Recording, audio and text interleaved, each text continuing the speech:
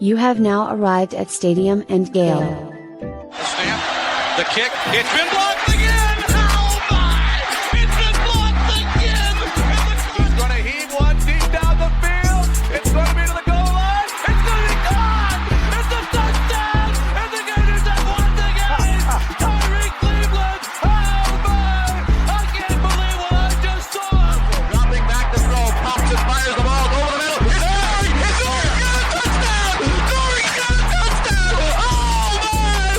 Nori's got a touchdown! Hands it off to Harvin. He comes back. Say goodbye. Ahmad Black, in his final game as a Gator, takes it all the way home and sends Urban out a winner. You have now arrived at Stadium and Gale.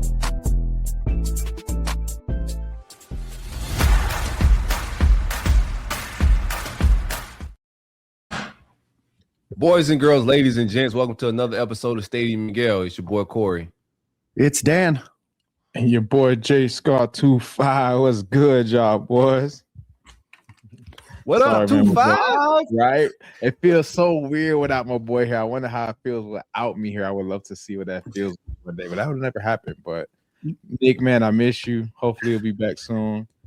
I think next week. I think we got Nick back next week. That's what he said.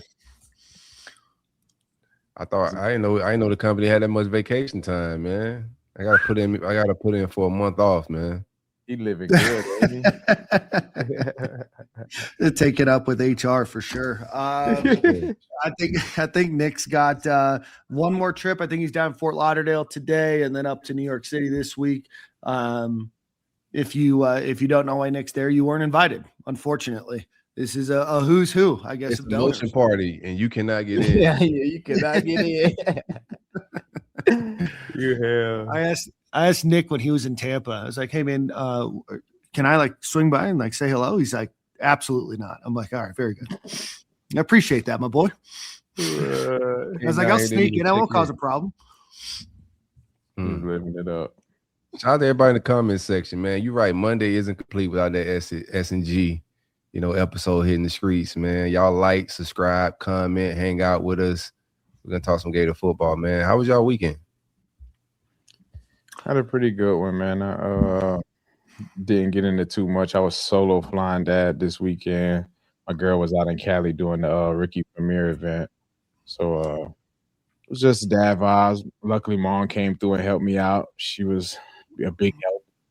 Also not big help at the same time, but it gets there sometimes, man. But it was a good weekend overall. The kids had fun, and definitely happy to be back in regular programming. Man, congrats on the building, man. I seen you y'all celebrating getting the that was another warehouse big one, which is definitely still in the works right now. That's the fun part is over with. Now all the hard stuff comes in with trying to get it to her life.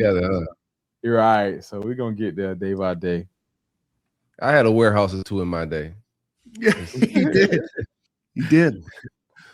But no, that's good. That's solid. How was your weekend, Dan? That's good. I'm out here in Utah, up in Deer Valley, and I'm supposed to be golfing.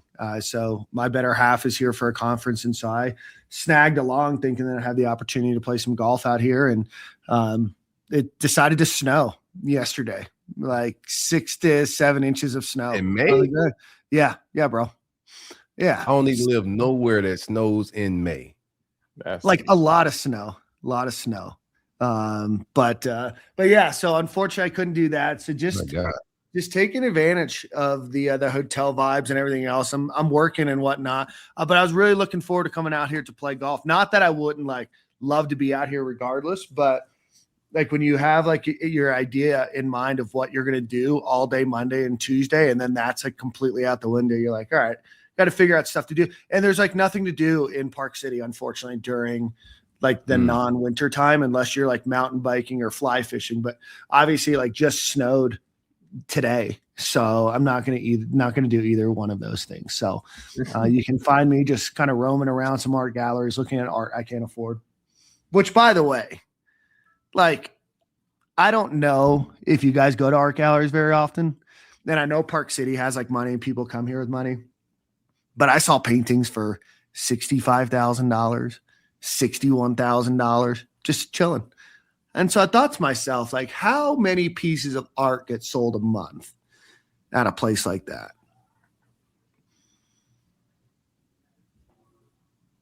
You got to move a couple a year? I don't even know. I think we lost Corey. Corey's frozen. Oh, he's back. Yeah, it does look like he's frozen. Maybe not. He's back. Oh man. The comments can let me know. I don't know. But anyway, no, it's good. Love being out here. So yeah, that's what I got going on. Corey, what about you, brother? My bad, man. Excuse my welfare internet, man. My Wi-Fi. I got a little bum on Wi-Fi today, dog. I apologize. But what were you saying, man? Reset, bro. I missed something. It sounded like it was very interesting. Like, it said 68 something. What did I miss? Yeah. No, I was just asking, like, at these art galleries that have pieces that sell for 20, 30, 40, 50, 60, $100,000, how many pieces of art do they sell in a month, in a year? Like, what's the business model for selling $100,000 artwork? Right, probably just one or two. Huh? Most art galleries work at like a loss or slim margins, man. Like that's not a very lucrative business for everybody, right? Like artists even struggle. Like it's hard to like sell art, especially like very expensive art. So I think like the high end popular ones probably move volume, but most art galleries are soon to be just another warehouse that Mia Jordan can get. Oh man. But Core, how was your weekend? It was pretty chill, man. Frustrating traveling just not as smooth as it once was, man. But it's pretty good till I got back to Fort Lauderdale. I had to fly back into Fort Lauderdale, but outside of that, man, solid. Went out to Houston, kicked it, did DJ Lightweights camp, did some stuff with the Mommagers out there, but pretty chill. Other than that, man, weather was not as hot as it is here. Like it's summer is here, bro. Like you talking about 68 degrees, like summer is summering down here. Oh no, it's not 68 degrees here. It's like 35. 35. I'm getting my it's cold as Dickens outside.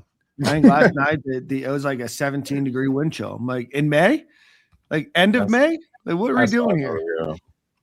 But shouts out to everybody that live out there. Good luck. Do they get a summer out there? Like, how hot does it get? Like, what's their hot season? I think it gets up to like it's going to get up to like 90 next week here. That's what I mean. I don't know. I say, where they do that at? That don't make no sense. It makes no sense at all. Yeah, the guy at the hotel was like, "That's really unfortunate. We don't normally get snow this late." I'm like, "Yeah, it is really unfortunate that I'm all the way out here on a golf trip and I can't even do that." But enough of my complaining about being in Park City, Utah. Let's get a quick ad read and let's get on with the show, boys. Stadium and Gale is powered by the great folks at Brand Insurance and Financial Services. Anything you need insured, from the Panhandle to the Keys. My man Greg is the best of the best in the business. Life insurance, home insurance, auto insurance, motorcycle, boats. If you have a print machine that has wheels, he can insure that as well. Word to Jordan.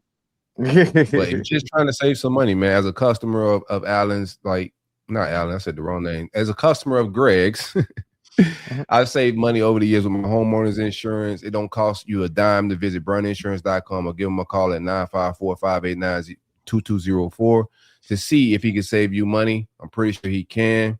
Greg, what it do, baby?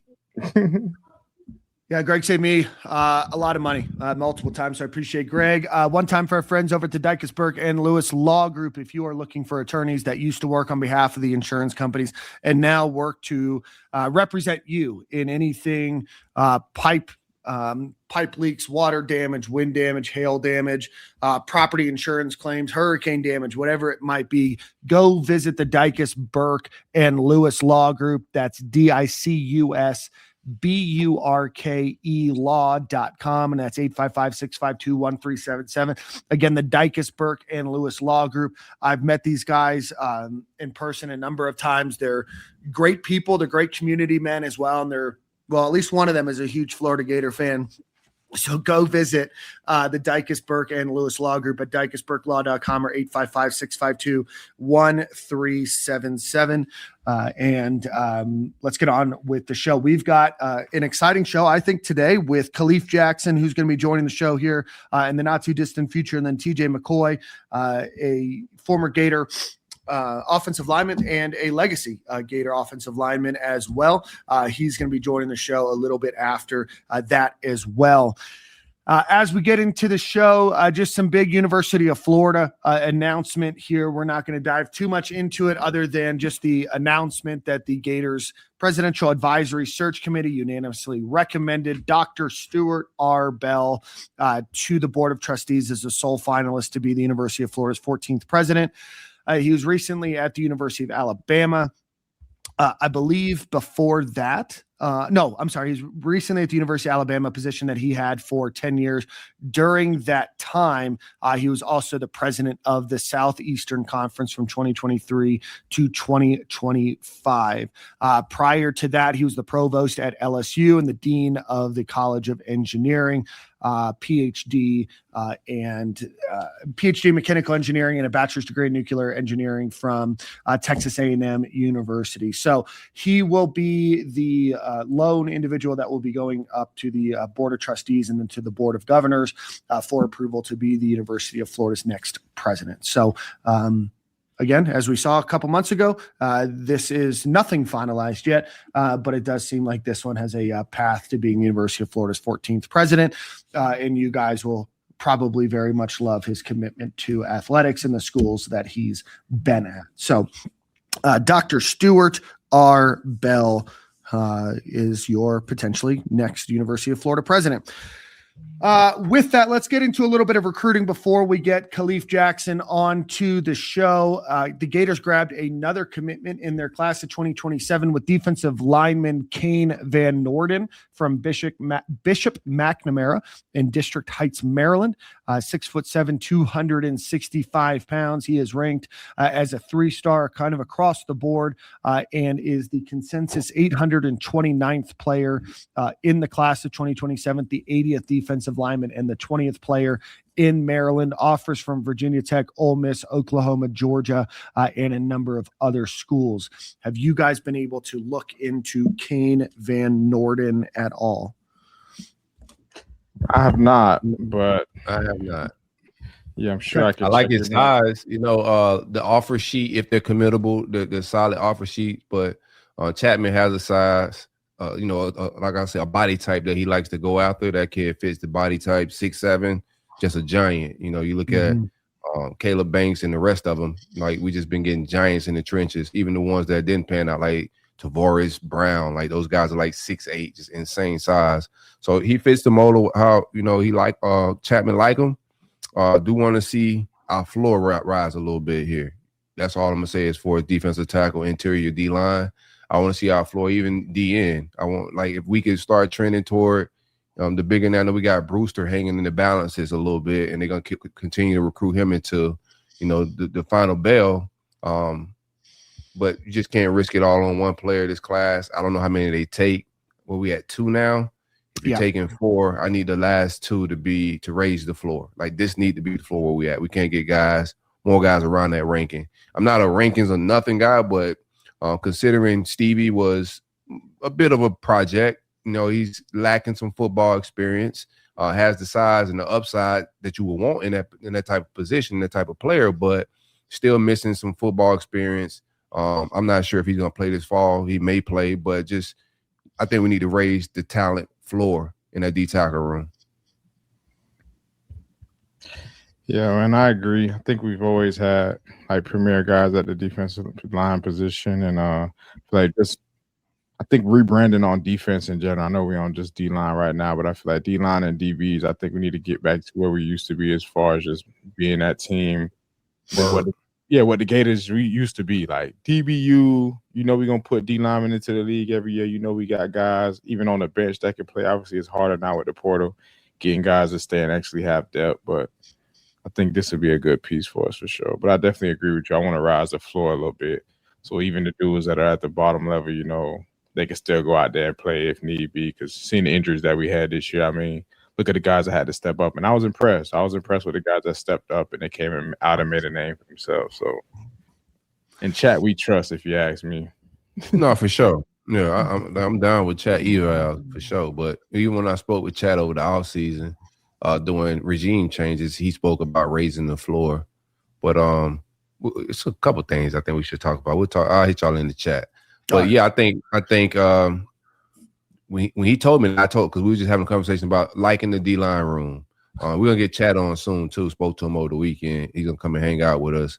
He's in recruiting season, but he spoke about raising the floor. Like, he thought he loved the talent he had in that room. He thought he recruited good, but he thought, like, comparing around the SEC, other rosters, he thought that the University of Florida's floor should be higher than what it was with the last regime. But, a lot comes with that. Nuances of how much money you're allotting, to that position, NIL-wise, et cetera. So I don't have all the science on how they want to spend money in that room, but I'm just saying what I would like to see, and that's just rise the talent floor level, raise. I keep saying raise the talent floor level a little bit.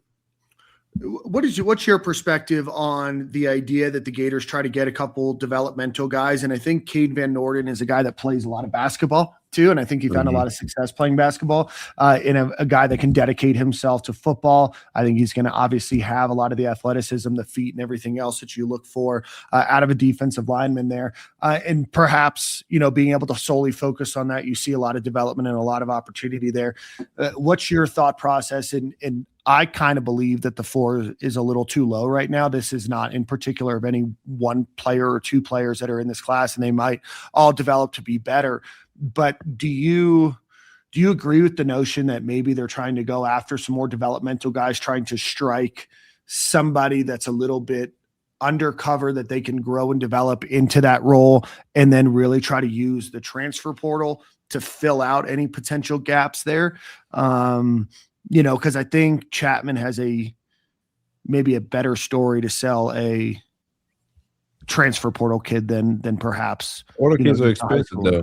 I'm not mad at that strategy, and that could be a strategy, but that will go I think against how they trending overall recruiting. It seems like they're more invested in spending money and getting talent out of the high school ranks, but it's not. I don't know if we missing that detail or I don't know what the thing is, but I just think I know the portal is more expensive. So if we're not gonna get, and then you got a guy like Brewster, you can't leave all your eggs in that basket, because if you're trying to flip him, he could be telling you one thing and then you get left. We've been, if you're done recruiting, you know how this go. You get left in the cold here a little bit. So, I wouldn't mind chasing Brewster all the way to the finish line if my floor is higher. But I do think we need to raise the floor. And if we don't raise the floor and we plan on going into the portal, as we know, defensive tackles are very expensive in the portal. Yeah, for sure.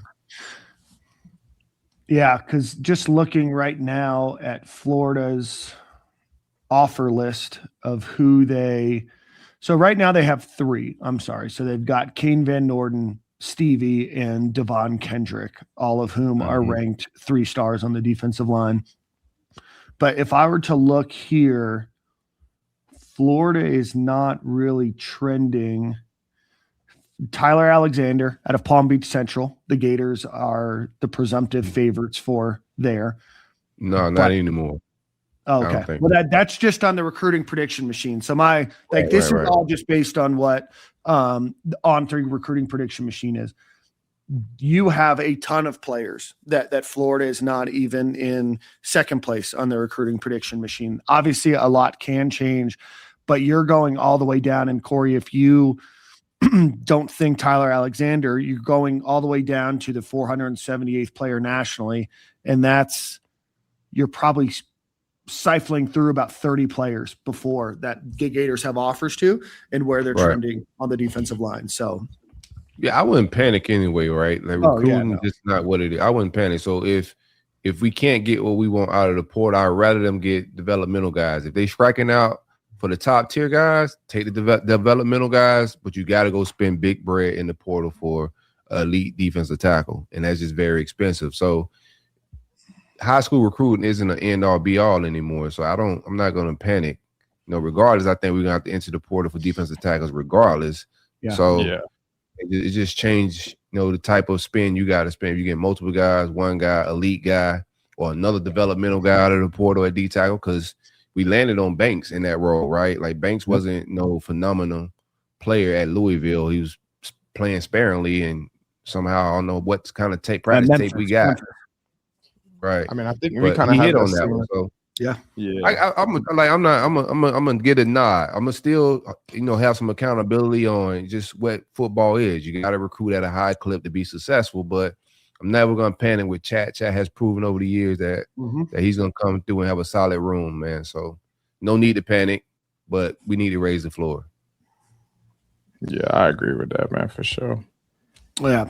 But speaking of raising the floor, the Gators have over the last couple of years really raised the floor in recruiting, and there is a commitment announcement that I would pay attention to if I was available tomorrow afternoon. Port Charlotte High School wide receiver, 5'11", 183 pound, Elias Pearl, goes by Eli. Rivals has him ranked overall as their 55th best player, and they have him ranked in the industry ranking as the 95th overall player in the country, the number 17 wide receiver, and the number 11 player in Florida. Again, a guy that I would look out for. His quarterback, Logan Flaherty, is committing, I think, right before him. I think FSU sits in a good spot for him. The Gators are recruiting him a while ago, but he's going to announce his commitment. I think it's at 1:30-ish Eastern time tomorrow, but being recruited by Marcus Davis, offers from Ole Miss, Auburn, Georgia, Wisconsin, a number of others there. So guys have any thoughts on Eli Pearl? I have more thoughts tomorrow. Okay. No, he's nice. He's nice. Like, I don't want to get overcritical of the wide receiver room. Speed, would like some size, but he's nice. There's no complaints there. I think we're going to recruit very well at the receiver position to keep this momentum going from the last regime. They on the same vibes. Yeah. Well, 100%. Yeah, I agree with that. I think definitely even by our playing style with this upcoming season, I think we'll be able to obviously land a lot of receivers, just seeing the way that we've used them. And obviously we might get a guy like Singletary to go off into the NFL, and he gets drafted at a good rate. I mean, I think that'll just be so easy for recruits to be able to want to come to Florida. And you got Dallas Wilson probably on his last year. You have a lot of receivers on their way out after this upcoming season. Dallas Wilson on his last year. No, don't do that to me. We got 2 years left. 2 years left. 2 years left? Yeah, bro. Don't make them go. They leave so they grow up so fast, man. Don't do this. Oh, you're right. So he got this season, and then he coming back for one more season after that, right? Well, yeah, we got to hopeful. He's going back to college for another year. That's true. Hopefully, it's the Florida. Right. That's a fact too. I think he got a 2-year shindig. Oh, yeah, I think we can get 2 more out of him. I think he may be in a similar. He got a 2-year contract. He didn't get a 2-year agreement. Well, we just saw the 2-year contracts don't mean anything. You know what I mean? No, that thing's Miami's whole at the end quarterback of each year, situation kind of proved that. And then, but Oregon just sued a player as well, like for transferring with more money on the books. Mm-hmm. Did you see that? But I'm saying, do you think them kids care that they getting sued? They're about to find out real quick that they should care. I agree, but I was about to say this ain't Judge Judy, boy. This is Oregon. I know. This is not small claims court, my boy. There's one thing that I've learned: these big corporations have a hell of a lot, or these big universities have a hell of a lot more money, and they have a hell of a lot more principle to fight this than you probably do. They're not gonna send you the collections, my boy. That's the problem, though. They think that, and I mean, that's why they probably don't care. Oklahoma will fit the bill for it. Maybe. It depends. I think that they probably will. I just don't know if they'll fit it forever or for how long. There's a number for everybody that they're willing to fit a bill for before. We can talk to Kalif Jackson. He's an attorney. How long would you be willing to fit a bill? So that's where we're at. Everybody hit the like button, hit the retweet button if you're watching on X, hit the subscribe button. While we wait for Kalif Jackson, this has been a topic that has just, it's been talked about kind of ad nauseum, but we've not really talked about it too much on this show. And that's college football expansion. It seems like we're at a little bit of an impasse in who wants it and who doesn't and what that number is. What are your guys' thoughts on college football expansion for the playoff? I think want 20, more teams, 24, 25 teams is just too much. I like it at 12. I don't see a purpose. You just got to have incentives to the urgency of college football, what makes it dope, right? And it seems like they're dialing that back more and more as we continue to expand. But it was a time where you lost a game, you were like cooked, or game or two, like you were out of it, having a chance to play for a natty. Now, like you got 24, 25 teams, and it just takes away, I think, just the urgency and that pressure, I would say, that's on Saturdays. Every Saturday, like, man, any loss could put us out of the picture. Like if you're taking that away, I think you're taking away some of what makes college football special. So let me ask you something, Corey, and then Jordan, I want to hear your take. Right now, with 12 teams and 8 teams before that, a lot of the discussion was, well, maybe we're not going to schedule those big out-of-conference games anymore, right? Like Florida, they're supposed to play Arizona State. They're supposed to play Cal. They're supposed to play someone else. And it's like, well, why do that? Let's just go to playing, Marshall or, a lower-level school instead. Do you think – and I'm not in favor of college football expansion, but do you think if they let some more teams in, schools would not necessarily be afraid to play some of those marquee games so we do have – some better regular season games and we kind of fall back to that because it's not just one loss and you're out anymore or 2 losses and you're out? Yeah, I definitely agree with that. I think it's going to do us, like you said, it may give people the opportunity to see good matchups throughout the season, and also expanding, I feel like, also gives us an opportunity to see some great playoff games, right? It also makes some room for that Cinderella story to come through. Every year some small team that went undefeated in their conference and was able to, make it to the playoffs. And even that may help out. Not gonna work with football, bro. And people gonna get smashed. But people love to watch stuff like that. You know what I'm saying? People love a good underdog story. They want to see a team that came up out of nowhere. Like, you see what happened to Sumrall's Tulane team? I agree, but maybe I agree. It definitely got messy real quick, right? But I think I'd like Dan said, I think it gives us the opportunity to be able to play some good regular season games, give more people the opportunity to come see like a team like UCLA or whatever, some West Coast team to come. Mm-hmm. It'll be bowl sit-outs too, right? For players. Yeah, I think the bowl season has another 5 years. Yeah, that's true. And not like the big bowls necessarily, because schools need money more than ever. They're spending money. They're trying to figure out ways to bring in more money. I know Florida just brought in 180,000 people on Friday and Saturday to see Morgan Wallen. I know Florida's looking to have 3 or 4 events a year like that. So they're looking at ways to make money. So, but I think it's going to become untenable for a lot of smaller schools to be able to compete in a nature like we're moving.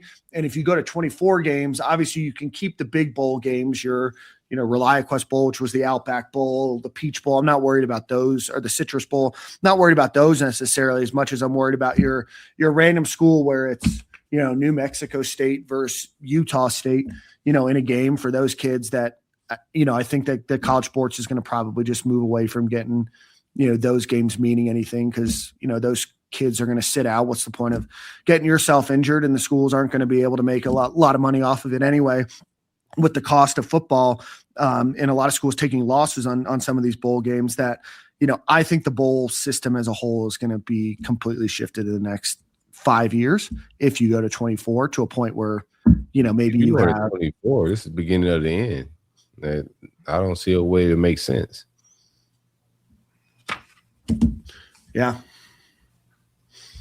Yeah, I think you start to do away with it. Like most of these schools, they do need the bowl money, like you said, but you're just gonna start having too many scrap teams. Like in the teams outside of that 24, everybody's gonna be posturing for their next move, transfer, whatever that may be. But I guess you could also write in the players' contracts and NIL, right, on the rev share side that they have to play those games. So, I mean, they could. There's a lot of legalities that could make them play the bowl games. All this stuff is just going to shift day by day, So we'll see what it all looks like in like 5 years. But, yeah, I think if they change the way the contracts are set up and the players have to play in the postseason, or they got to pay some money back type situation, I think that's the only way you save the bowl season. Yeah, I agree. But I just don't know how that. I don't know how much that money affects or moves the needle for schools not opting out. Right? I mean, Notre Dame just opted out of a very good bowl game. Well, yeah, but they have a ton of money, but a lot of schools also do rev share with their conference. So that money matters to the conference as a whole to play in those games.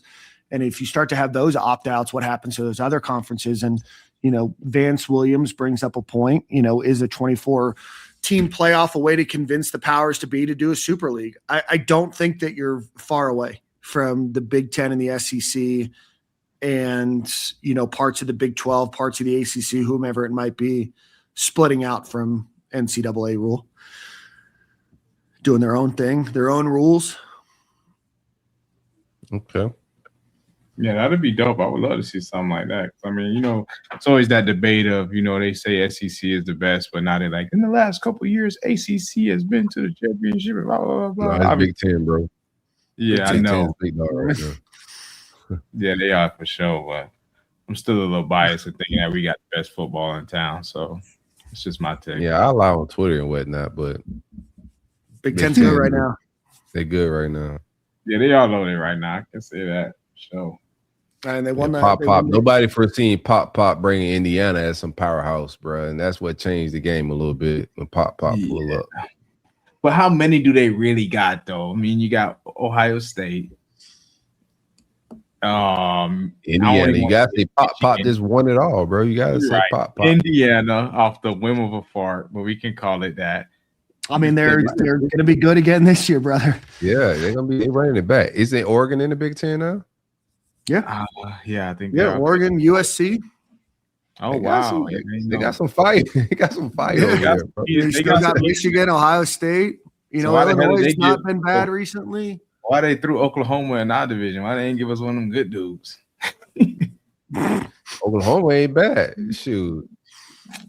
They might have had a better run at it than we had. Oklahoma wasn't bad 25 years ago. Last decade, what have they done? Well, they won a Heisman Trophy. A couple of them. They might have had a better team. They played in the playoffs more. They've played in the playoffs a bunch. I mean, obviously they were in the Big 12, and it was just them and Oklahoma or them and Texas at the time, really. And Texas didn't really do much then. Just got good again. Yeah. Yeah, man. The Big Ten's good. Yeah, and then Vance said that he misstated that. He said, I meant to say the 2014 playoff is to prevent the Super League. I still stand by my point that I think the Big Ten, what I think is interesting is the Big Ten wants expansion. I think it's to get more of their schools in. The SEC doesn't want expansion into 24. I think 24 is too many, right? But I also know that this isn't the end of it. Does it go from 24 to 28? Or 28 to 32. You just had March Madness expand again. Do we ever need to expand it past 64? No. And we went to 68, then 72. It's going to expand again. I don't even get it. It's really just all marketing dollars because when they expand those games and you look at it on TV, it's like 8 people in the stands. Yeah. 100%. So like fan participation isn't like, I don't know. It's just money. They'll keep expanding. It's gonna be 50 teams in the playoffs. If more money, they can squeeze more money in it. It's all business. And football is always gonna be people passionate about it. But it starts to lose. Is like I said, that anxiety you get on a Saturday. NIL is causing some of that already.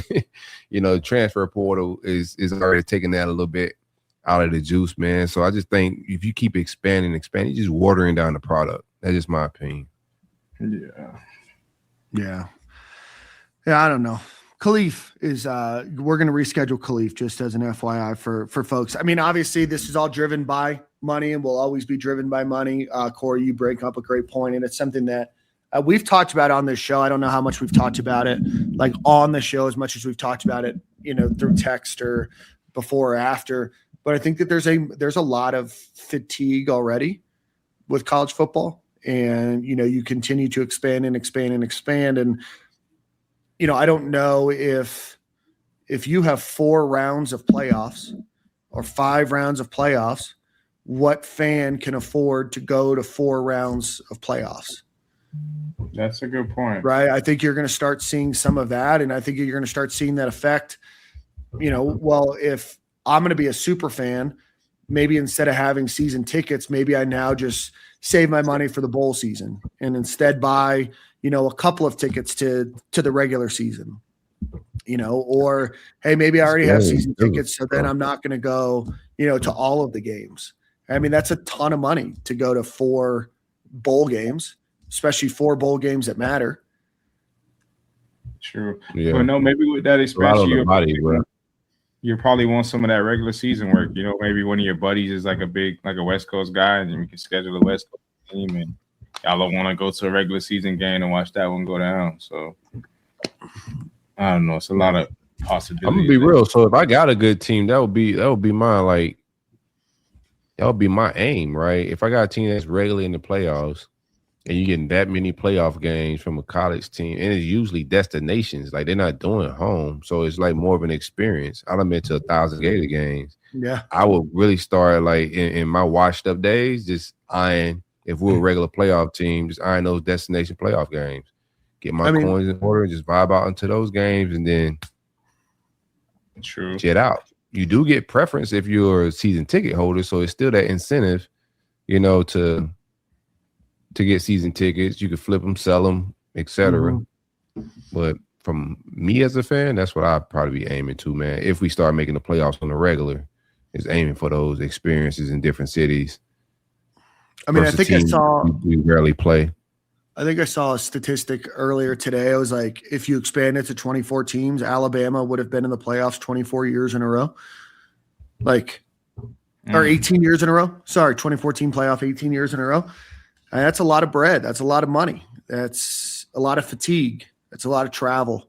And now you're pushing college football into the middle of January. So now you're asking end of August through the holidays, past Martin Luther King Day.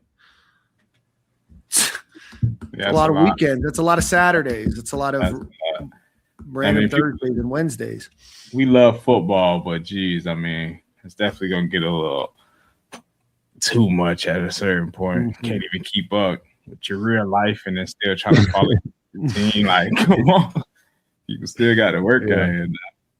I have a podcast about the Florida Gators, and I even get fatigued trying to follow the team, and I have to. Yeah, no, I don't get fatigued. I'm gonna take necessary breaks, man. I have an off season too, right? I can't just the players get off season, and so do I. So I get in off season mode, right? Like I turn it back up in August, bruh. We get in camp, then I start getting a little ridiculous and excited. But right now, nah, I'm chilling. I miss the days of caring about recruiting in May though. Did you guys buy any of the old Florida Gator football gym equipment that was for sale on eBay? I did not. Now, how much did it go for? What was the rack going for? Huh? Let's see. Let me pull it up real quick. Pause. That's crazy. I'm a fan of buying weights off the Facebook Marketplace. That's where I get my stuff at, bro. So you're not even getting the weights. You're just getting the rack. The rack. And right now, one is for sale for $4,699. But if you use Klarna, you can get it for $225.59 a month. I can get a rack and all Klarna, what Klarna got for it? I might have Klarna. They got $225.59. 3 of them have sold already. And then 163. There's 10 available. Wow. They keeping all the logos go to eBay. What? They keeping all the logos and markings on them? Yeah. Yeah? Yeah. Might not be a bad buy, man. $4,700, and you can buy multiple, and they'll sell you the part that connects them together. I got my wrap off the Messenger, off the Facebook Marketplace. I'm about to say, I'll do the plates. That's about it. You ain't getting no the plates aren't for sale. That's messed up. Just the racks, bro. Well, now, what were the reason that I forgot? I didn't get caught up in. There's a lot of hoopla around equipment. Why did they change the equipment again? Because they said it was unsafe, too tight, and the structure and way it was set up didn't allow for like bigger players to like get behind other players to like spot them. But they also said like the racks were uneven, the floor was uneven. It sounds about Billy Napier. Yeah. that man still catching strays at this rate. It sounds like his outfit he would put together. Man. I'm surprised he's still throwing strays. He's still throwing strays at Florida, Jordan. So, oh yeah, I bet he's still bittersweet about that one. I'm sure his wife wasn't too excited to be. I'm sure their bank account's excited though. Oh yeah, that's for sure. Definitely rich. He's at JMU now, right? Yeah. I gotta go up there in June. Should be Spider-Man meeting. You might say you better stay away from that young man. They recruit one of my DBs, bro. He needs scoring. Huh? I said he probably needs you now. Yeah. He better talk to me nice this time. Oh man, he's definitely gonna be on his best behavior. Especially oh man. Congrats to Aiden King, Florida Gators pitcher. He was named SEC Pitcher of the Year. Gators sitting in a good spot right now for the regional, and if they have a good couple of days in the SEC tournament, which starts, I believe, tomorrow or Wednesday, there's a chance that they could be a top 8 seed. So went and beat LSU this weekend. LSU's a shell of themselves this year in baseball, but the bats were flying or the balls were flying off the bats, and so the Gators, like I said, sit in a good position to potentially get a top 8 regional seed. Gators women's softball advanced out of their regional into the super regional, where they're going to play Texas Tech this weekend in Gainesville. So congratulations to the Gators women's softball program.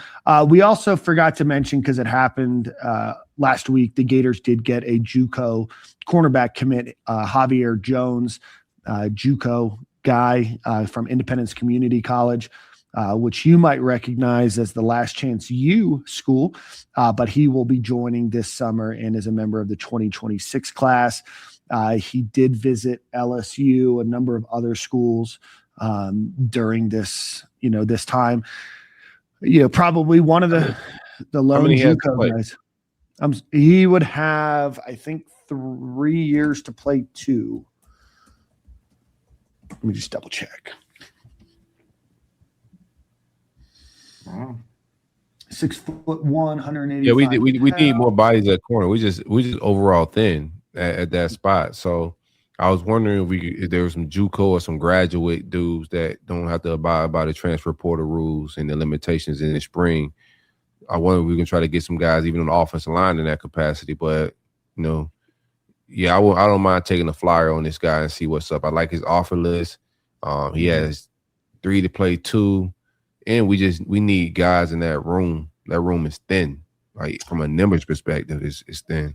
He might have 3 to play 3. I only see stats from 1 year. It looks like he might have redshirted, so he has 3 for 3. Originally from Phoenix, Arizona, Mountain Point High School. Played last season, played 10 games, 12 tackles, 2 assists. Man, go from JUCO to UF. That boy just went from prison to the mansion, bruh. What? Did you guys ever watch Last Chance U? Corey, I know you played JUCO ball, so you know. But Independence, Kansas is different. God. Every JUCO, bro, they always in a random town. Like it's like 8 black people that lived there if it wasn't for the football team. So it'd be like, it'd be just the Dickens, bruh. Nothing there. No real trainers. Like you break your ankle, you got to tape yourself up. That boy got a pool out back now. He ain't gonna know what to do with himself. Oh man. Dorm rooms that look like cell blocks. Yes. Blessings to that young man. Food that looked like jail food. I mean, they probably didn't have to pay him, man. He was just happy to come here. Yeah, he's like, I'll take a scholarship, sir. I'm good. Well, you just got yourself a scholarship. I'm sure there's some NIL money involved. I don't know what it is, but you're probably a commodity, even without any stats. And this isn't critical of him. Supply and demand. Right. It's a complete supply and demand thing. And being recruited by LSU, Florida, a number of others in there as well. You might have just secured the bag a bit. Now, I'm not saying that Florida threw a bunch of money at him. I don't know what that means, but it's probably more than you're getting at Independence Community College. I'll tell you that much. That's a fact. Yes, Brandon Cano, women's track SEC champions, another trophy for Mouse Holloway. We need to get Mouse back on the show. Got to get him off after get him on after national championships. Pause. Whoa. I was hoping you guys didn't hear that one. Get him off. Jesus. I don't get him off, man. Not on this show. Not on this show. It's a family show, Dan. It's a family show. All right. Let me do a quick ad read.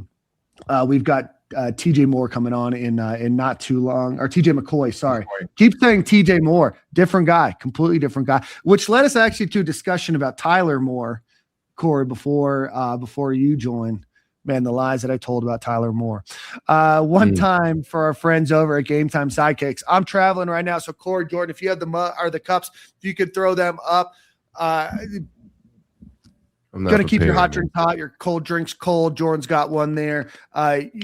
Great products, insulated, stainless steel that you can keep in your car. It's going to keep your ice icing for hours and hours and hours in your car in this cup. So go visit GameTimeSidekicks.com. Use promo code Stadium15 to get 15% off of your order. Again, GameTimeSidekicks.com, promo code Stadium15. Yep. I definitely use my cup every day, though. That's a fact. Man, I'm telling you what, it's a great cup. Yeah, I'm not lying just because I got them for a discounted price. I'm big fan, big user. I'm going to tell you something, bro.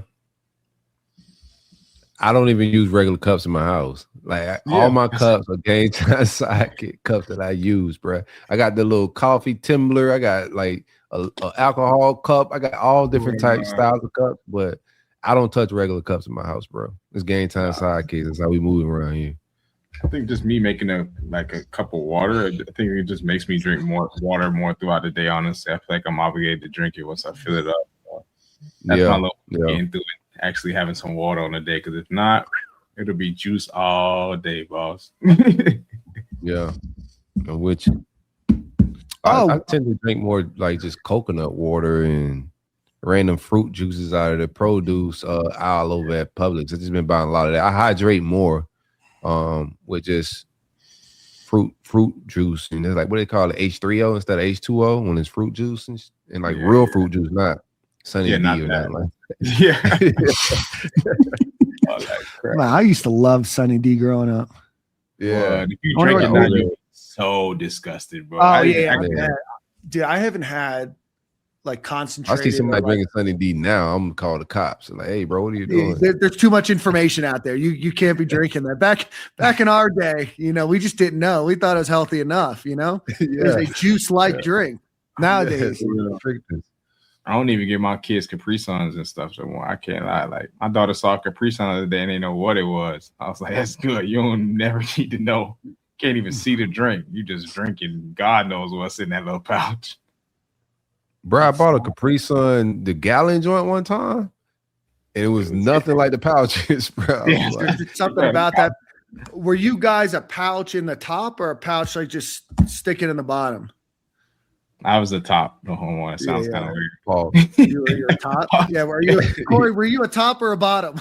Yeah, that sounded kind of crazy. This is a family show, man. It's hard to even say this without getting pause, man. But I just punch it in the hole, man. With the when they provide pause. Oh shit! Yeah, no, I was definitely the bottom of it. Like, what's the strategy behind that? I think it was just like it was just easier because sometimes like you would stick it like through the whole top of it. You know how people were when they were in like fourth grade. They're just like, but you had a bad target. You probably peed on the seat a lot too. Probably people that still do pee on the seat. A couple other announcements. Ryan Lochte was inaugurated into the Swimming Hall of Fame. We're going to be getting Ryan Lochte on the show here soon. Very soon. Yeah. Maybe next week. Okay. Then. Whoa. Yeah. So get your swimming questions ready. I like the flex, man. Like whenever we get guests like that, bro, I got them. Yeah, straight up. Yeah, got a flex. That's a good one. The All Access Florida Spring Football is going to debut on the SEC Network tonight at 7 p.m. Maybe some folks are watching that, so please don't leave now. But that's going to feature Jon Sumrall, Jaden Baugh, Jaden Woods, Vernell Brown, mic'd up segments with Buster Faulkner, Brad White, and Jon Sumrall. It's going to follow their journey from the start of winter conditioning through the 2026 orange and blue game. So go check that out. And with it, I think we can stop stalling now. We're going to welcome former Florida Gators offensive lineman and legacy offensive lineman, and a guy that we all loved watching, TJ McCoy, to the show. TJ, how are you, my friend? Hey, I'm doing good. I apologize about me being tardy. I just got done eating dinner with my wife, so she's literally due next month. Dude, well, congratulations. If she wasn't due next month, we would have had a big issue. But yeah, I know. George is real particular about being on time. So yep. Yeah, you good, baby. Long as you here, man. We happy to have you in the building. Yes, sir. Well, we were supposed to have Kalif Jackson on before, and then we ran into some scheduling things. So we were literally just buying time till you came. So we appreciate you, brother, for joining. So TJ, obviously a lot of people remember you, your legacy. Your dad played at the University of Florida, but I always like to start with asking the first question. Obviously you were recruited by a lot of different schools, and there may have always been a point where you knew that you were going to go to Florida, but what was that point for you that decided, like during your recruitment process, or walk us through your recruitment process to ultimately coming to the University of Florida? So I'm going to be completely honest with you guys. I was a 3-star recruit. So like before Coach McElwain got to University of Florida, I always grew up wanting to be a Gator. But Coach Muschamp and that staff did not want me at all. So what's crazy is that I got offered a scholarship to Florida when I committed to NC State. So after my senior year, I early enrolled at NC State. And literally when I got up, Coach Summers, the O-line coach at the time, called me. He's like, "Hey, do you still want to go to Florida?" I was like, "I early enrolled at NC State." I completely forgot about that. Yeah, so that had happened. But man, I had to fight and scrap just for every offer that I could get, because I was, undersized. So I was 6'2". Even what's his name? Jesse Palmer, the announcer, right? He used to play Florida. I still remember a game, my second start at LSU. He said I was like 5'11", but yeah, man, 5'11" center. Yeah, would be nuts, man. I'm gonna be honest with you. We got to fire somebody. We got a center at 5'11". I know, man, but I always wanted to be a Gator. It's really been a long time thing of me wanting to go there.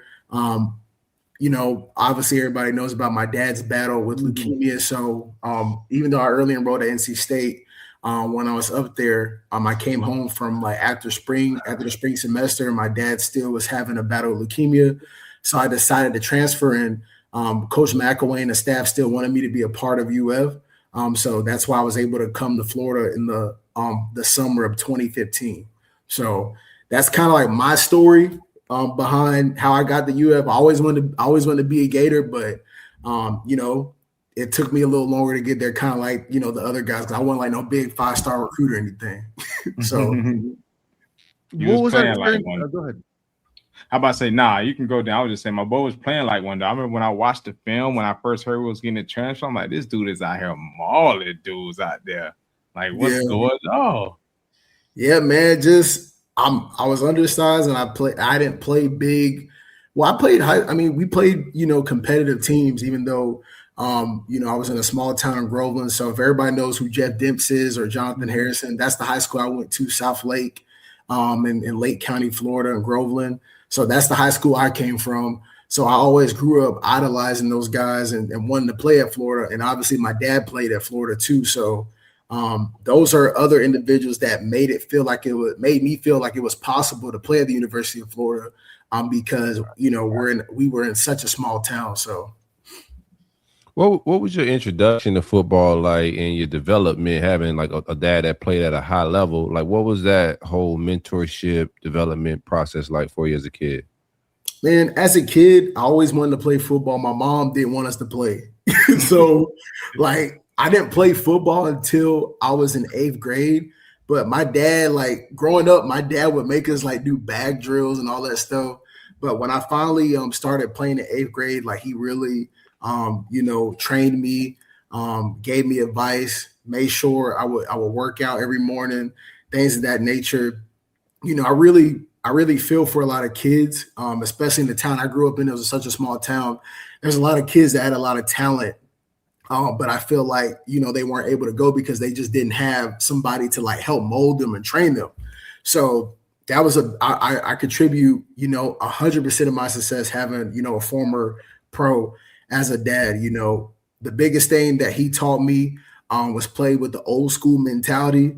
And, you know, he was undersized as well. So he's like, look, man, you're going to be undersized. He said, you big enough, and that's all that matters. So if you're big enough, he said, you're going to have to play more physical than other people. So, you know, that was a big reason why, you know, I got scholarship offers. And, you know, that was a big reason why I was able to start at the University of Florida, just because of how physical I played, because I couldn't, you know, maybe technically or, you know, size wise match up with some guys, but, you know, where I could, you know, be good at is by being able to come off the ball, play with great effort, and finishing blocks.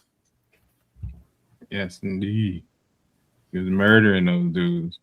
The lowest man always wins in football too. Don't let the hype fool you now. Yeah.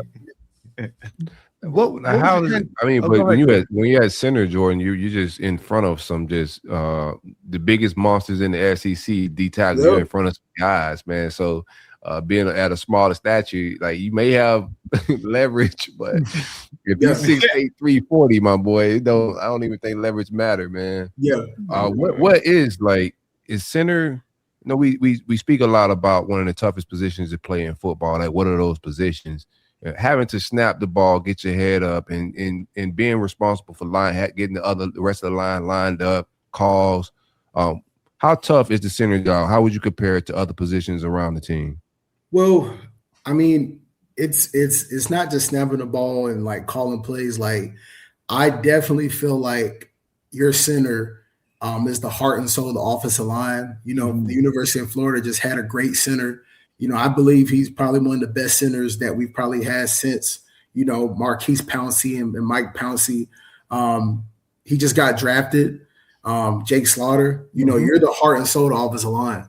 So, yeah, you got to learn. You got to know the mic calls. You got to, you know, be able to communicate with the quarterback and the other O-lineman. But if you have a center that's tired, that's not communicating, but that's not, you know, bumping the guys next to him, getting them ready to go, you know, the line goes as a center goes.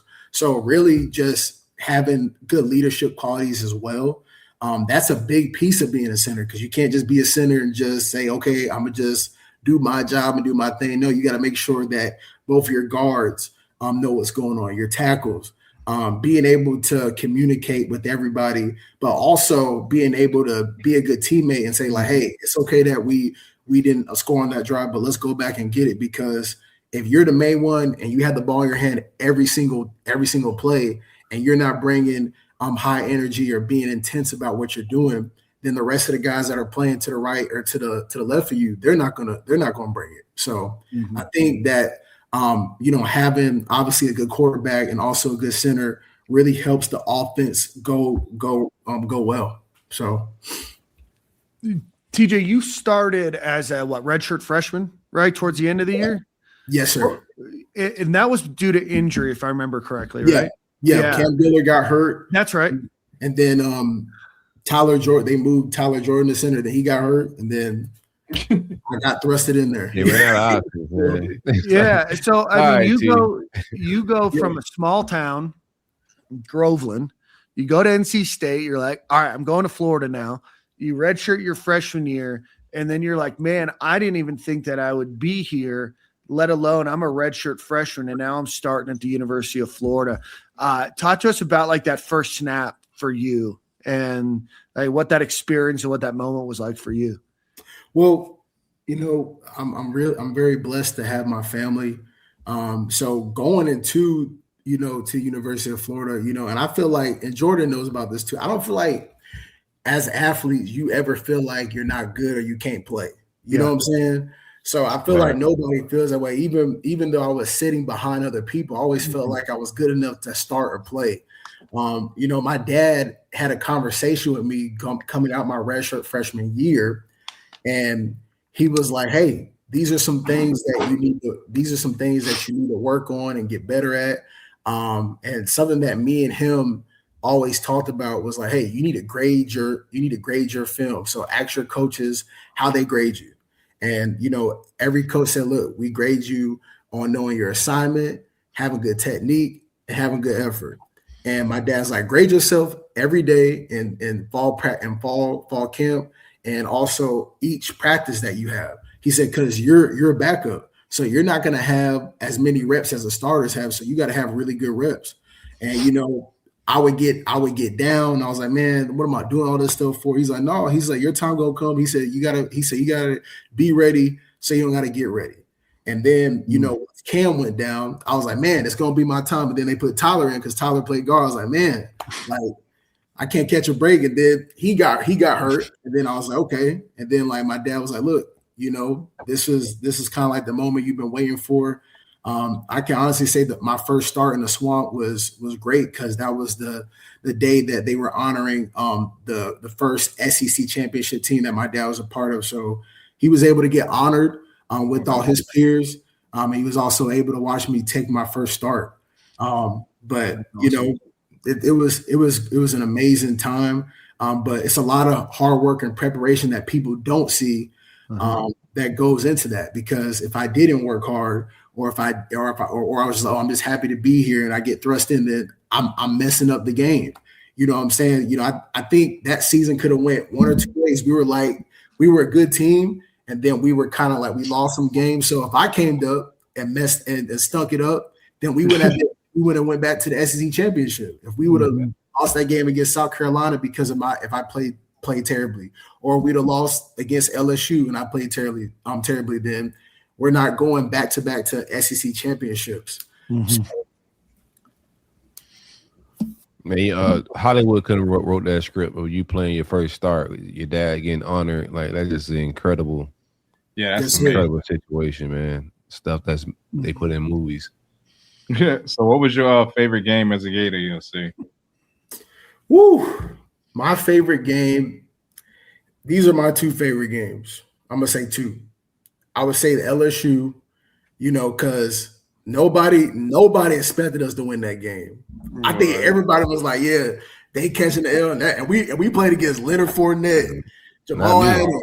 I think that whole defense, it was a couple first round. That whole defense went to the league. Riley, all linebacker. Yeah, that's a fact. Yeah, they was like, man, they're not winning. And then it was the fight before the game, and they're like, man, Florida finna get whooped. We in LSU. That's the most people I've ever seen to this day in my life. I've never seen that much people in my life playing at LSU. And like the environment was crazy, but the thing I loved about that game is that we ran the ball. Nobody could run on LSU's defense. Nobody could run on them. And they pride themselves on that. And we rushed for over 100 yards on them. You had a day, Jordan. P. Ron had a day. And we weren't even doing nothing special. We just running inside zone, outside I was about zone. to say we was running two of the same plays, a power play and a zone play, left and right. That was it, bro. We just going. We just coming straight at you. And then my second favorite game would have to be when we beat Tennessee with the last second Hail Mary. That was crazy. So those be my two favorite as a Gator. Yeah, you wasn't. What was it like playing with both Franks and Trask? Like, what was your experience with both of those guys? It was a great experience playing with both of them, man. Both are highly competitive. Felipe brought the athletic aspect to the game. He was the athlete. I think it was one game we played against Texas A&M, and we were like back on our own goal line, and he busted out like a 80, 90-yard run. Yeah, it looked like a giraffe running. Yeah, man. Maybe giraffe. Yeah, it was crazy. But Kyle was more of like a thinker. He would make the right plays, throw the ball. So those are two great quarterbacks that I was able to play with. I know Felipe changed the position because he's such a phenomenal athlete. Mm-hmm. So, but yeah. So talk to us a little. Oh, go ahead. No, I was just saying, if there any away stadium that you would say that had the best atmosphere, obviously the Swamp is number one. But if you was to pick another one, any away stadiums that you would like? Man, I like to say LSU, and then people don't think about this Kentucky too, man. Kentucky loud. Kentucky get a little crazy. They get loud, man, and their stadium isn't that big. Right, LSU a little rowdy. You got to respect it. Way better than Missouri. Missouri was. Yeah, man. Missouri is just. I felt like playing in Missouri is just dead. Yeah, dude. It's not a hole in the ground. Stadiums out because Kentucky, it's built right on you, kind of like the way Swamp is, right? Even though it's small, it's right there. Yeah, I remember. They get loud over there too, man. I'm but LSU and Kentucky are probably the two the best environment to play in. And I would add third South Carolina. They're pretty loud too. Yeah, I like the Towels. The Towels get the swing and they get going crazy. Yeah. They got that rooster sound. They got jump around. They got a lot going on. Yeah. Which defensive tackle in practice gave you the toughest time? Man, we had a great defense. My freshman. Listen, and I honestly say this. I don't think I would be the player I was if I didn't go against Joey Ivey and Caleb Brantley every day. Mm-hmm. Every day. And when I say you come out of high school thinking I'm finna do this, man, Caleb Brantley and Joey Ivey used to whoop my ass as a freshman. Kill me. But the one thing about them is even guys like Antonio Morris and Jared Davis, just physical, man. But the one thing that I really loved about playing against them is that because when you redshirt, you're doing scout team all year. At the end of the year, Antonio Morrison came up to me and all them came up to me. They said, "Hey man, you ready?" They say you ready to play now. They really help prepare you to play because they're the best. Playing against them in practice, the games was real low key easy. The only thing I could compare them to was Alabama. That's it. But everybody else, everybody else you played in the SEC at that time, yeah, they're big, but Caleb's an athlete, Joey's a freak of nature, Taven Bryan, he had some freaks, man. That and if you could block them or compete with them, you compete with anybody. Taven Bryan is still in the NFL, man. Yeah. What was it like transition? I mean, we've heard it from Jordan a lot, about McElwain and what he was like, but you were there for Mullen's first year, right? Yeah. And then I know you transferred to Louisville. What was the difference of McElwain and Mullen's attitude and tenor, and then from Coach Summers to Coach Hevesy? What was that transition like for you as a player? Well, before Coach Hevesy, we had Coach Summers was there for 2 years, and then I had Brad Davis. Oh, that's phenomenal offensive line coach. He actually coached coached LSU over the last couple of years and had a couple guys get drafted. So, you know, I played for some great coaches. Going from McElwain to Coach Mullen, it was like with Coach Mullen, I learned so much offensively. Like we did a lot of stuff, you know, offensively very well that I respected, and I still carry that on to this day. Like I help volunteer coach at my local high school, South Lake. Nice. So I take all the knowledge that I've gained over the years playing college football, you know, and I try to give it back to the kids. Going from, you know, Brad Davis and Coach Summers to Coach Hevesy, it was a tough, you know, transition. I'm not gonna lie. Yeah. You know, my dad was very hard on me, but it was never like a personal thing. You know what I'm saying? Mm-hmm. So like I'm never mad at a coach cursing at you, or getting on your ass or whatever. Like just like saying like, hey man, do better, man. You playing like some trash. Like just keep it 100 with you. But with Hevesy, it was kind of like small stuff. Like bro, you don't even gotta say that. Like you can just coach me. You can still curse and all that stuff, but like he was a great you make stuff personal. Like and at that point, I'm just like, okay, bro. Like I can't be in this environment. Like you making stuff personal, and that was a big reason why I left the University of Florida. Just with that relationship. So yeah, he was a. I heard he worked at Lowe's. Yeah. I think somebody asked me. Service is not his job. Yeah, man. I think somebody asked me a couple years back about him, and I talked about it. But you know, my biggest thing is that year was a very tough year for me personally. That 2018 season, we had a phenomenal year as a team, but in my personal life, it was a tough year because I had meniscus surgery on my knee. And then my dad had got diagnosed with Hodgkin's lymphoma. So that was a tough year for me personally. But even going through all the stuff with him and all that stuff, just like, I think that really prepared me for where I'm at in life now. Because you gotta, you know what I'm saying? You gotta deal with people that you don't like. You gotta deal with people that are difficult.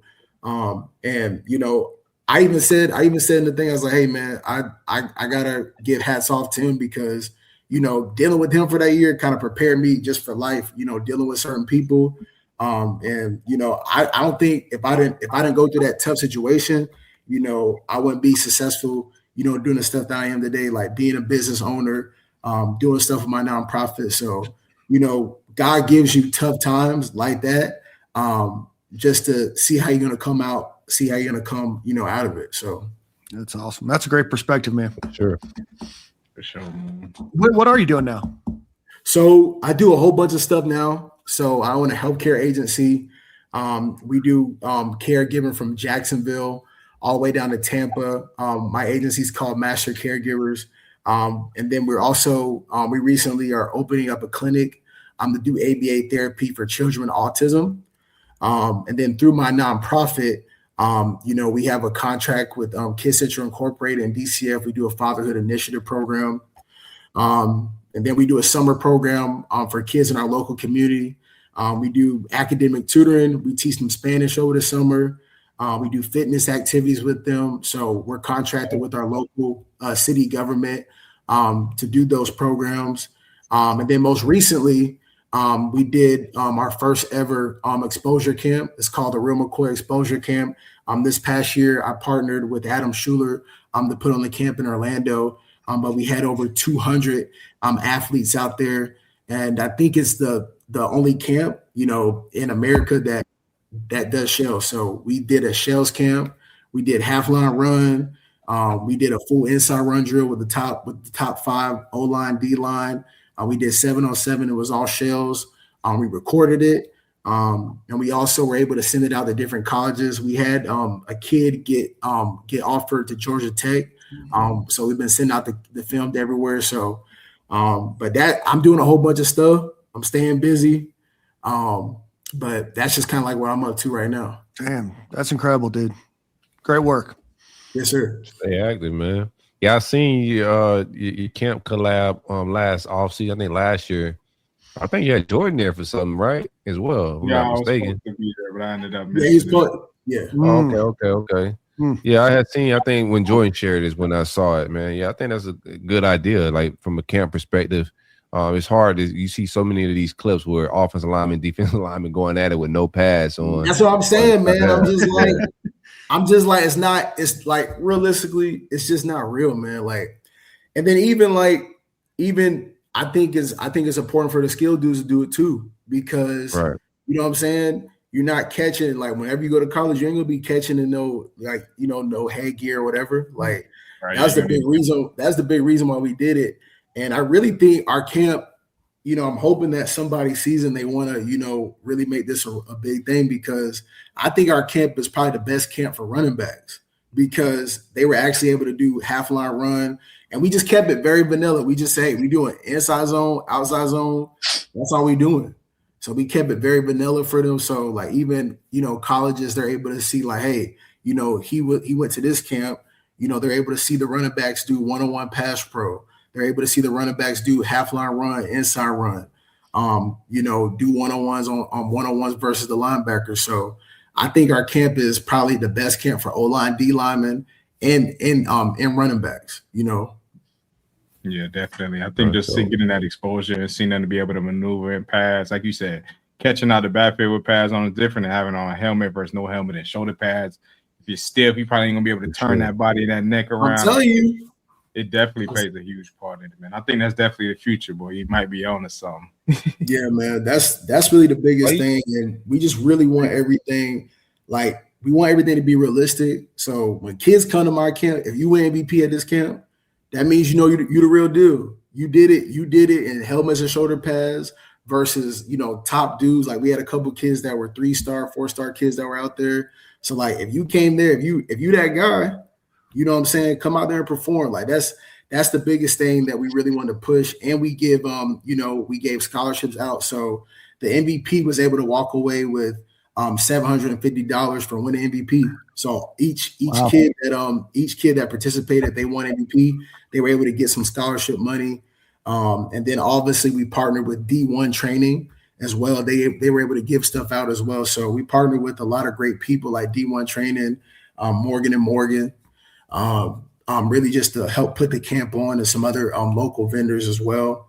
But really the whole purpose of the camp is to help the kids get exposure.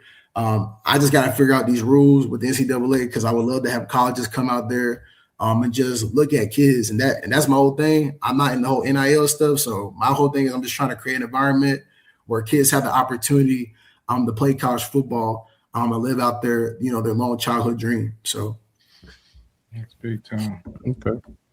That's dope, awesome, man. All right, TJ. Well, we appreciate you for joining the show today. If there's anything that you can advertise or tell people where they can follow you on social media, or where they can learn more about your camp, I'll go ahead and plug away.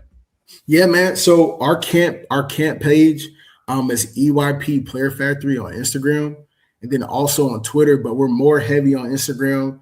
We recently just created Twitter. Also, my nonprofit is empowering young people as well. If anybody wants to help support the nonprofit and the things that we do. But those are like my two Instagram handles for the stuff that I do. And then if anybody just want to follow me, it's just TJ McCoy _ on Instagram. So, but I appreciate your time. I appreciate seeing my boy. I ain't seen him in a minute.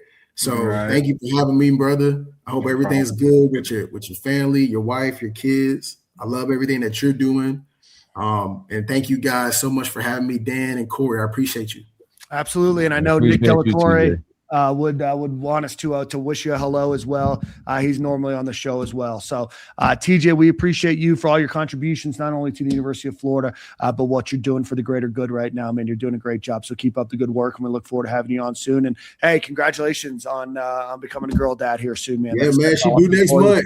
Next month, man. She's almost here. Congrats, bro. Pump for you, dude. Pump for you, man. Get as much sleep as you can now. I'm about to say, you better sleep in, boy, because it's about to go down. Man. How you doing, man? Awesome. Well, TJ, we'll talk to you soon, my friend. Yes, sir. God bless you guys. You too, brother. Take care, man. TJ McCoy. I wish I would have remembered. We had somebody on a couple months ago that talked about him being the real McCoy. just trying to remember who it was. About how he was a beast to go up against in practice. No, TJ was. Y'all should have asked him the hands question. I thought you was gonna hit it, Corey. Oh, I forgot. He packed up a few of his time. I thought you was gonna ask. I didn't want to ask. Somebody said he was one of the ones with hands too, man. I just remember that. Bring him back real quick. Tell me to hit the link again, man. We got one more question for you. I let the crew down, man. I'm sorry, I forgot to ask that question, man. Yeah, that's usually your question. That's all. I ain't gonna ask it. Let me see if he gonna do it. Yeah, one of the players said he named TJ McCoy as one of them thumpers, man. You were who he was? He's like a nice guy. He was Luke. He was Chauncey for sure. Who else did he fight? He used to fight a lot of D linemen, obviously, because O-line, D-line just get scrappy, especially during the spring. Yeah. Similar situation, no pads, but we having a 2-minute drill. I think it was Fred Johnson that said it. Yeah, probably. Yeah. Johnson. Yeah. TJ was always a bumper. I always can rely on him if he's getting a little scruffy in team run. I know my dog got my back when it's going down. He coming through. Well, we appreciate TJ McCoy. Boys, I think that wraps up the show today. We'll get Nick back next week, I believe, and then we got a whole host of special guests coming up soon over the next couple of weeks and couple of months to take us into summer practice. But before we leave, one time for our friends over at Alumni Hall, go visit alumnihall.com or go visit them in Gainesville on Archer Road right by Chick-fil-A. Largest selection of Florida Gator wear in all of Gainesville. Again, that's alumnihall.com or Alumni Hall on Archer Road the next time you are in Gainesville. With that, boys, same corner, same time next week. Yes, sir. Same Hopefully corner, we got same my boy Nick. boy. Deuces, yeah, boys. We'll see you guys. Have a good one. Thanks, everybody, for watching.